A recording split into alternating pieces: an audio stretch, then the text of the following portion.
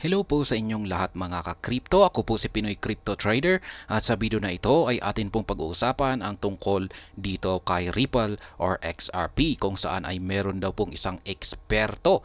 Yan ang nagsuggest na spend 5 more years. Yan, maaring uh, si Ripple or si XRP ay maaring mag-spend pa ng 5 taon bago nito ma-hit ang kanyang all-time high. At yan, yung kanyang naging basihan dito ay ang historical data nito. Kaya yan po ang ating pag-uusapan sa video na ito. Pero bago po tayo magpatuloy ay nais ko po munang bigyang linaw ang aking disclaimer kung saan ang nilalaman po ng video na ito ay hindi po ito isang financial advice. For education and information purposes lamang po ang layunin nito. Maliban po dito ay nais ko na rin pong magbigay babala na wala pong kahit anumang group chat ang Pinoy Crypto Trader. Ayan si Ripple. Ayan, kakailanganin pa raw din niya ng mga at least 5 taon. Egrag, a seasoned analyst. Ayan, ito na naman si Egrag. Napakasikat po talaga ni Egrag bilang yan, yung mga parang source of price projections ng mga cryptocurrencies. Yan, opines that XRP may require an additional 5 years. Ayan, siya po yung, si Egrag po yung nagsabi na maaring kailanganin daw ni Ripple ng at least 5 taon bago nito maakyat yan or mabasag or malampasan ang kanyang all-time high. Ayan, para magkaroon siya ng panibagong all-time high. Drawing from comprehensive historical data of the assets prior pricks. Yan, yung naging basihan po dito ni Egrag ay yung historical data ni Ripple or XRP. Egrag revealed this in a recent analysis suggesting that XRP investors might need to exercise patience for an extended duration before witnessing a substantial increase in the value of their XRP holdings. Yan, kailangan po nating mag-exercise daw ng pasensya. Ayan, magkaroon daw po muna tayo ng pasensya na yan, kailangan po nating maghintay. Yan, at ito ay maaring umabot pa ng 5 years. Yan, ibig sabihin ay i-hold lamang daw po natin yung ating mga XRP tokens. Yan, sapagkat medyo matatagalan pa yan bago umangat, magkaroon ng substantial increase si Ripple. The report delves into the prospect scenarios that XRP might confront in the years preceding what some foresee as the impending financial crisis. XRP to lead the next financial revolution.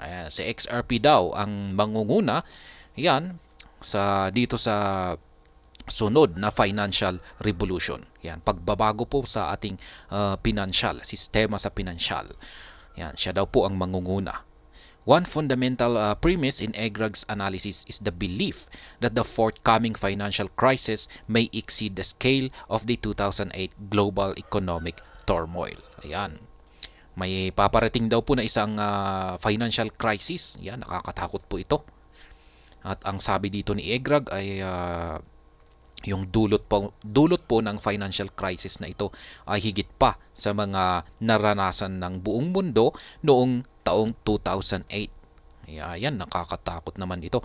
This pivotal event played a role in the creation of Bitcoin, the firstborn crypto. Ayan, yung nangyari daw kasi na ito, yung global economic turmoil na ito ay ito raw yung naging dahilan kung bakit na-create si Bitcoin.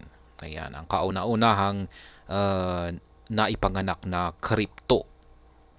Nevertheless, in the current era of digital transformation, Egrag and his associate emphatically assert that XRP emerges as the leading contender to claim the mantle of digital monetary supremacy. Ayan, ayon kay Egrag, si XRP ang nangunguna bilang isang contender na siya yung maglilid yan sa lahat ng mga cryptocurrency yan para sa digital transformation. Yan para sa isa pong malaking pagbabago sa financial system natin. This conviction stems from XRP's distinctive characteristics such as its remarkable speed, efficiency, and cost-effective. Ayan, yan po ang dahilan daw po kung bakit si XRP ang mangunguna ay dahil sa kanyang mga characteristics na ito. Yan, napakabilis, napaka-efficient at saka cost-effective. Yan, murang-mura yung kanyang mga transaction fees. Kaya ito na rin po yung nagustuhan ko kay XRP noong wala pa yung mga layer 2 networks. Yan, kasi noon ay hindi pa nailalabas yan. Bago pa lamang kasi ang mga layer 2 networks na yan. Tapos kasi yung mga layer 2 networks ay murang-mura yung mga transaction fee at saka mabilis at saka mga efficient. Ayan. Yan po ang kaya po ginawa or inilabas ang mga layer 2 networks. Pero noong wala pa yung layer 2, ay si XRP talaga ang may magandang performance or characteristics yan pagdating dito sa speed, efficiency at saka cost effective. Yan, napakamura po yung kanyang transaction fee. Yan, per EGRAG, this traits position XRP as a formidable force in transforming the financial landscape. An elongated wait time. Although the potential for XRP to revolutionize the financial sector is undeniably, EGRAG's analysis indicates that the path of achieving this transformation may necessitate more time than originally envisaged. Ayan, yan po ang sabi ni EGRAG. Yan, kakailanganin po ng more time. Yan, mas mahabang oras or mas mahabang panahon. Ayan, para para si XRP ay ma-achieve niya yung transformation na ito. This revelation stems from a pivotal observation. XRP's price fluctuations appear to adhere to a pattern corresponding to a factor of 3.16 times the duration of the preceding cycle. Ayan, ito po yung chart na naman ni EGRAG Crypto. Ayan, sa kanyang analysis, ito po yung kanyang naging basihan. Ayan, historical. Ayan, mga historical charts. Dito po niya ibinabase yung kanyang mga price projections. To offer context, EGRAG compares historical XRP peaks and their intervals separating them. Ayan, he highlights the 2013 high aligns with the 2018 peak while the high of 2014 corresponds with the 2021 peak. Ayan, yung mga peak ay yung pinakadulo. Ayan, yung mga ulo. Yan, mga historical data kung saan ay nagkaroon ng ulo si Ripple. Kaya ayan, binilugan po niya yung mga ulo. Ayan, nagko-correspond daw po sila. By applying this 3.16 factor to the ongoing cycle, EGRAG concludes that this current cycle spans 2,632 days from the peak of 2014. He arrived at this by multiplying 3.16 with the 833 days between the 2014 high and the end of this cycle. In practical terms, XRP enthusiasts and investors may need to wait longer before a new ATH. EGRAG's projection suggests that the XRP market could experience a prolonged consolidation phase before embarking on the anticipated rally. Yan, meron pa siyang mga calculation dito. Ayan, wag na natin itong ipaliwanag kasi yan, mas lalong magiging magulo. Ayan, at medyo, basta ang sabi niya rito, nagkaroon siya ng calculation. Ayan, at base sa kanyang calculation na ito, ay medyo mukhang matatagalan pa. Kailangan pang maghintay ang mga investors ni Ripple bago ito magkaroon ng panibagong all-time high. Ayan, however, the analyst failed to provide specific price targets for this rally. Meanwhile, XRP is trading for $0.5121, up by 0.71% over the past 24 hours. In the short term, EGRAG previously predicted an XRP rally to $1.4. Ayan, sabi dito ay wala raw pong ibinigay si EGRAG kung ano yung all-time high na aakyatin niya, na maaring akyatin ni Ripple. Ayan, sa pagsapit ng yung kanyang price projection na ito. Ayan, dito. Ayan, siguro ay wala siyang ideya kung hanggang saan aabot. Ayan, pero nitong mga dito sa short term ay nagkaroon po siya ng short term na projection at na-content na po natin yan.